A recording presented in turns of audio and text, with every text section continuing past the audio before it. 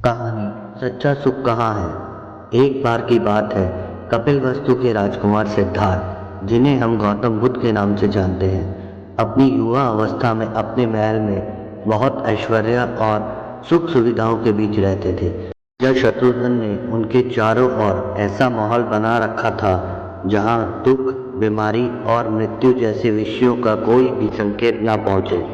राजा को डर था कि सिद्धार्थ इन विषयों को जानकर विरक्त के मार्ग अपना सकते हैं, लेकिन नियति को कुछ और ही मंजूर था।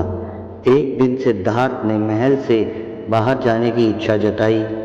राजा ने बहुत कोशिश की कि उन्हें महल से बाहर ना जाने दे, लेकिन सिद्धार्थ की जिद के सामने राजा को झुकना पड़ा। उन्होंने आदेश दिया कि रास्ते में सब कुछ साफ सुथरा और व्यवस्थित हो, लेकिन कहते हैं ना कि नियति के आगे किसी की नहीं चलती। महल से बाहर जाते हुए सिद्धार्थ ने एक वृद्ध व्यक्ति को देखा। उस व्यक्ति की पीठ झुकी हुई थी, बाल सफेद हो चुके थे और वह कठिनाई से चल पा रहा था। सिद्धार्थ ने अपने सारथी चन्ना से पूछा, यह कौन है और ऐसे क्यों दिख रहा है? चन्ना ने कहा, हे राजकुमार, यह एक वृद्ध व्यक्ति है। हर इंसान को एक दिन वृद्ध होना पड़ता है। सिद्धार्थ को यह जानकर झटका लगा कि हर कोई, चाहे वह राजा हो या प्रजा, बुढ़ापे से गुजरता है। आगे बढ़ते हुए उन्होंने एक बीमार व्यक्ति को देखा जो तड़प रहा था। सिद्धार्थ ने फिर पूछा, यह क्या हो रहा है? यह व्यक्ति क्यों तड़प रहा है? चन्ना ने उत्तर दिया, यह एक बीमार व्यक्ति है राजकुमार। हर इंसान को कभी न कभी बीमारी का सामना करना पड़ता है। सिद्धार्थ को यह जानकर और भी अधिक दुख हुआ कि इस संसार में हर व्यक्ति कभी न कभी किसी न किसी बीमारी से ग्रस्त होता है। कुछ दूर आगे बढ़ने पर सिद्धार्थ ने एक शव यात्रा देखी। उन्होंने देखा कि लोग एक मृत व्यक्ति को लेकर जा रहे हैं और रो रहे हैं। उन्होंने चन्ना से पूछा, ये लोग क्यों रो रहे हैं और इस व्यक्ति को कहाँ ले जा रहे हैं? चन्ना ने कहा, हे राजकुमार, यह एक शव है। यह व्यक्ति अब इस दुनिया में नहीं है, इसका शरीर छोड़ दिया है। मृत्यु एक ऐसी सच्चाई है जिससे हर इंसान को गुजरना पड़ता है। यह सुनकर सिद्धार्थ गहरे चिंतन में डूब गए।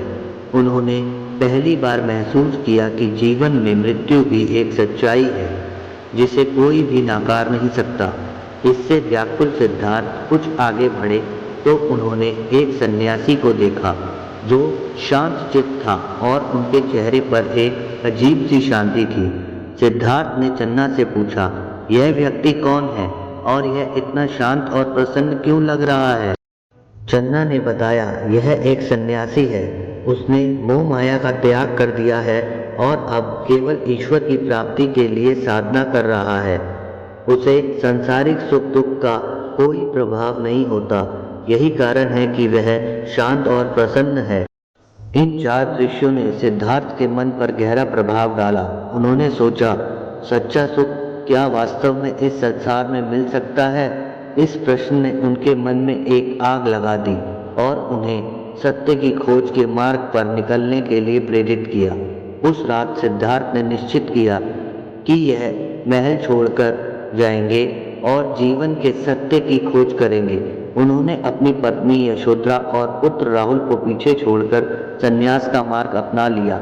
वह साधु बन गए और कई वर्षों तक कठोर तपस्या की, लेकिन तपस्या करने पर भी उन्हें सच्चा ज्ञान नहीं प्राप्त हो सका। अतः एक दिन बोध गया में पीपल के वृक्ष के नीचे ध्यान करते हुए सिद्धार्थ को ज्ञान की प्राप्ति हुई। उस दिन से वह गौतम बुद्ध कहलाए। उन्हें यह समझ में आ गया कि दुख का कारण मनुष्य की इच्छाएं और लालच है। जब तक मनुष्य इनसे मुक्त नहीं होगा, वह सच्चे सुख की प्राप्ति नहीं कर सकता। बुद्ध ने लोगों को अष्टांगिक मार्ग बताया, जो सही विचार, सही वचन, सही कर्म, सही प्रयास, सही जीवन, सही स्मृति, सही ध्यान और सही समाधि का मार्ग है। उन्होंने यह भी बताया कि 4 आर्य सत्य क्या है। दुख का सत्य, जीवन में दुख अनिवार्य है। दुख का कारण हमारी तृष्णाएं और लालच है। दुख का निवारण, तृष्णा का त्याग कर दुख से मुक्ति संभव है। दुख निवारण का मार्ग, अष्टांगिक मार्ग का अनुसरण कर हम दुख से मुक्ति पा सकते हैं।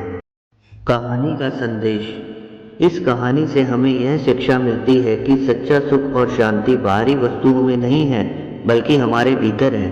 गौतम बुद्ध ने अपने अनुभव से यह सिखाया कि मनुष्य का सबसे बड़ा शत्रु उसका अपना मन है और सबसे बड़ा मित्र भी उसका अपना मन ही हो सकता है। यह हमें यह भी सिखाता है कि जीवन में कितनी भी समस्याएं क्यों न आए, अगर हम सही मार्ग पर चलते हैं और अपने मन को शांत रखते हैं तो हम सच्चे सुख और शांति की प्राप्ति कर सकते हैं।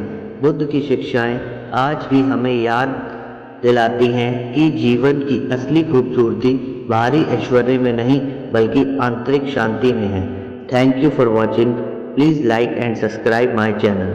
Thank you guys.